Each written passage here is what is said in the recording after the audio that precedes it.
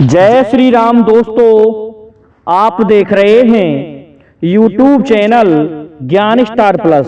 तो दोस्तों, आप सभी का हार्दिक स्वागत और अभिनंदन। दोस्तों, आज हमने आपके लिए कमेंट चुना है श्रीमान प्रकाश सिंह जी का। और प्रकाश सिंह जी लिखते हैं कि कान खाओ न पान खाओ, जीने के लिए न जानवर खाओ और ना इंसान खाओ तो किस जन्म में जाएं। देखिए दोस्तों, इनके लिए बता दें कौन से जन्म में जाना चाहिए। इससे पहले जो भाई हमारे चैनल पर नए हैं उन भाइयों से मेरा निवेदन है कि वे भाई हमारे चैनल को सब्सक्राइब जरूर कर दें। देखिए दोस्तों, बड़ा सुंदर सा कमेंट श्रीमान प्रकाश सिंह जी का है। तो क्या होता है दोस्तों, चैनल को सब्सक्राइब जरूर कर दो कि सृष्टि के प्रारंभ में जब भगवान ब्रह्मा की उत्पत्ति हो गई तो उन्हें एक आदेश मिला था कि तपो। तो उस समय भगवान ब्रह्मा तपस्या करने लगे और तपस्या करने के उपरांत फिर से उन्हें एक शब्द की उत्पत्ति प्राप्त हुई और वह था रचो, अर्थात सृष्टि की रचना करो। ब्रह्मा जी समझ गए कि रचने का मतलब सृष्टि की रचना करने के लिए कह रहे हैं, लेकिन मैं अब किस तरह से सृष्टि की रचना करूं। तो भगवान ब्रह्मा सृष्टि रचने लगे। ये पृथ्वी आदि इनका निर्माण कर दिया ब्रह्मांड का। तब उन्होंने सोचा कि मैंने जो सृष्टि बनाई है ये आगे तो बढ़ती नहीं है। जिसको पैदा किया उसका समय हुआ वो मर जाता है, ये संतति आगे कैसे बढ़े। दोस्तों, उस समय स्त्री पुरुष से उत्पन्न होने वाली या नर या मादा से उत्पन्न होने वाले जीव जंतुओं जैसी व्यवस्था नहीं थी, क्योंकि उस समय आयोनिज हुआ करते थे। अर्थात मन में आया कि मुझे एक और भी साथी चाहिए तो साथी उत्पन्न हो गया, लड़का चाहिए तो लड़का उत्पन्न हो गया। इस तरह की व्यवस्था थी और वो उतने ही समय ठहर पाते थे जितनी उनकी आयु हुआ करती थी। इससे भगवान ब्रह्मदेव सोचने लगे कि मैं कोई ऐसा उपाय करूं जैसे मेरे मन से मेरा पुत्र मानस पुत्र मैंने उत्पन्न किया है नारद, इसी तरह से संतति को पीढ़ी दर पीढ़ी बढ़ा सकें, ऐसी संतान क्यों ना बनाऊं। तो उन्होंने 9 ब्रह्माओं को उत्पन्न किया। भृगु, मरीच, अंगिरा, इस तरह का नाम है दक्ष सहित। दक्ष 9वां ब्रह्मा है अंतिम। इस तरह से ये 9 ब्रह्म उत्पन्न किए, 9 ब्रह्मा। और इन ब्रह्माओं से कहा कि जाओ सृष्टि को आगे बढ़ाओ। दोस्तों, स्त्री या मादा जिसे हम कहते हैं, मादाओं की उत्पत्ति भी काफी संख्या में भगवान ब्रह्मदेव ने कर दी थी। और कहते हैं अंगिरा के पुत्र हुए अंगिरस के उस समय सनक सनंदन संत कुमार अपने मानस पुत्र नारद को भी यह आदेश दिया कि नारद जी तुम भी सृष्टि को आगे बढ़ाओ। इस बात को सुन के नारद जी कहने लगे, हे पिता, मैं ये बताइए आपको परम पिता कि मैं इस सृष्टि को बढ़ाऊं या भगवान का भजन करूं। अरे भला एक व्यक्ति जो भगवान का भक्त है वह इस ग्रस्त रूपी जंजाल में क्यों पड़ेगा, इतने मीठे जहर को क्यों खाएगा।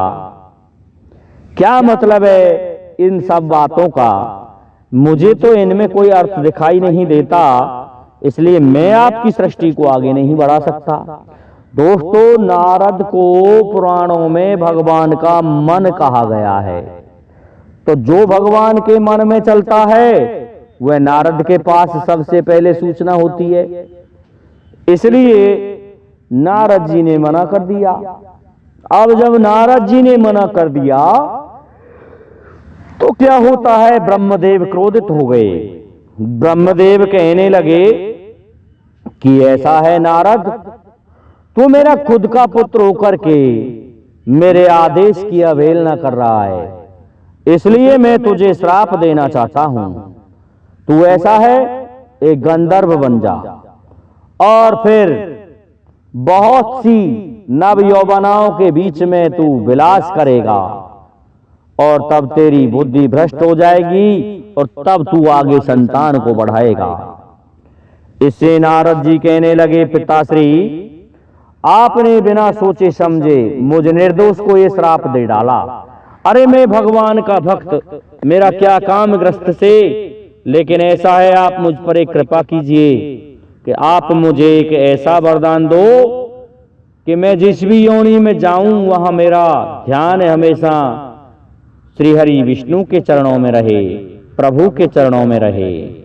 दोस्तों, इस बात को सुनकर के ब्रह्मदेव ने यह कह डाला कि ठीक है नारद। लेकिन अब नारद जी क्रोधित हो गए। नारद जी कहने लगे कि आपने मुझ जैसे निर्दोष को ये श्राप दिया है तो श्राप तो आपको मैं भी दूंगा। कहने लगे ब्रह्मदेव, क्यों? कि मैं सत्य कह रहा हूं, श्राप झेलिए परमपिता ब्रह्मा।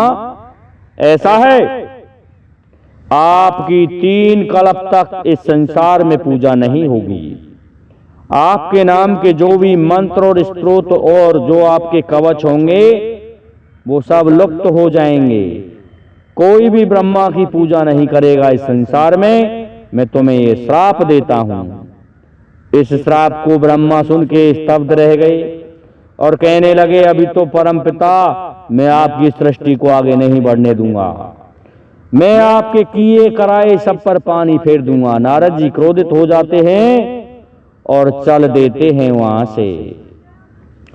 पहुंच गए सनक सनंदन संत कुमार जो उत्पन्न हुए थे। नारद जी कहने लगे, अरे संतो महात्माओं, क्या करना चाहते हो तुम? कि हम इस सृष्टि का विस्तार करना चाहते हैं। हमारे परमपिता की यही आज्ञा है कि अरे राम राम राम राम, अरे नारायण नारायण, तुम्हारी समझ में नहीं आता ये ग्रस्त रूपी विष कितना बुरा होता है। इस मीठे जहर को मत प्राप्त करो, इससे तो तुम भगवान के चरणों से अलग हो जाओगे। इसलिए मैं तुम्हें एक बात कहना चाहता हूं। तो सनक सनंदन संत कुमार कहने लगे, ऐसा है, हम तो ये सृष्टि ही बढ़ाना चाहते हैं। नारद, हमें ज्ञान मत बांटो। कि मैं ज्ञान नहीं बांटूंगा तो ठीक है, आप भगवान से अलग हो जाओगे। कहने लगे, बताओ कैसा है? ना कान खाओ ना पान खाओ। ऐसा है, ना तो मेरे कानों को खाओ और ना पान खाओ, क्यों? पान से नशा हो जाएगा। और ना जीने के लिए जानवर खाओ, क्यों? गृहस्थी हो गए तो तुम निश्चित है कोई ना कोई पाप अवश्य करोगे, तो मांस भी खाओगे। ना इंसान खाओ और इंसान को भी मत खाओ। इसलिए तुम ऐसे जन्म में जाओ जिससे भगवान प्रसन्न होते हैं, और वह जन्म है महात्मा संत साधु का। इसलिए ग्रस्त के जंजार को छोड़ो और साधु हो जाओ। दोस्तों, सभी को सन्यासी बना दिया नारद जी ने। इस तरह से कह करके अब तो ब्रह्मा जी को इस बात का पता चला कि नारद, तू नहीं मानेगा और मैं कह रहा हूं कि मान जा तू नारद, मेरी सृष्टि को आगे बढ़ने दे। लेकिन दोस्तों, नारद जी तो ठान ली कि नहीं बढ़ने दूंगा। इसके पश्चात फिर ब्रह्मा जी ने अपने अंतिम ब्रह्म स्वरूप को प्रकट किया, जिन्हें प्रजापति दक्ष का नाम दिया गया। प्रजापति दक्ष ने दोस्तों सृष्टि को फिर आगे बढ़ाया। कहते हैं कि दक्ष ने इतनी कन्याएं उत्पन्न की कि सभी देवताओं का विवाह कर दिया।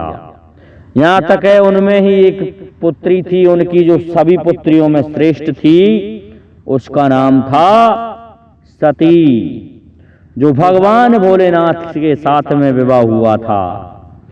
दक्ष का ही पुत्र था दोस्तों मनु, और उस मनु से संतति आगे बढ़ी।